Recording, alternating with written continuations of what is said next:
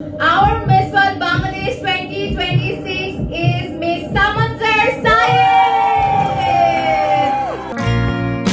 রাজধানীর Radisson Blu Dhaka water গার্ডেনের মল্লিকা হলে অনুষ্ঠিত হয় মিস ওয়ার্ল্ড বাংলাদেশ 2026-এর গ্র্যান্ড ফিনালে। প্রতিযোগিতায় বিজয়ের মুকুট উঠেছে সামানজার সাইদের মাথায়। বিজয় ঘোষণার পরপরই সামাজিক যোগাযোগ মাধ্যমে ছড়িয়ে পড়ে তার ছবি, ভিডিও এবং মঞ্চের বিভিন্ন মুহূর্ত। খুব অল্প সময়ের মধ্যে ফেসবুক, ইনস্টাগ্রাম ও টিকটকে তিনি আলোচনার কেন্দ্রে চলে আসেন। প্রতিযোগিতায় দেশের বিভিন্ন অঞ্চল থেকে আসা প্রতিযোগীদের পেছনে ফেলে সেরার মুকুট জয় করেন সামানজার। প্রথম রানার আপ হন স্বাগতা সাহা ঐশী এবং দ্বিতীয় রানার আপ লাবিবা মঞ্জুর। বিচারকরা সৌন্দর্যের পাশাপাশি ব্যক্তিত্ব, আত্মবিশ্বাস, যোগাযোগ দক্ষতা এবং সামাজিক সচেতনতাকে গুরুত্ব দিয়ে চূড়ান্ত বিজয়ী নির্বাচন করেন। মুকুট জয়ের পর সামানজার বলেন, এই অর্জন তার জন্য শুধু ব্যক্তিগত সাফল্য নয়, বরং বাংলাদেশের প্রতিনিধিত্ব করার একটি বড় দায়িত্ব।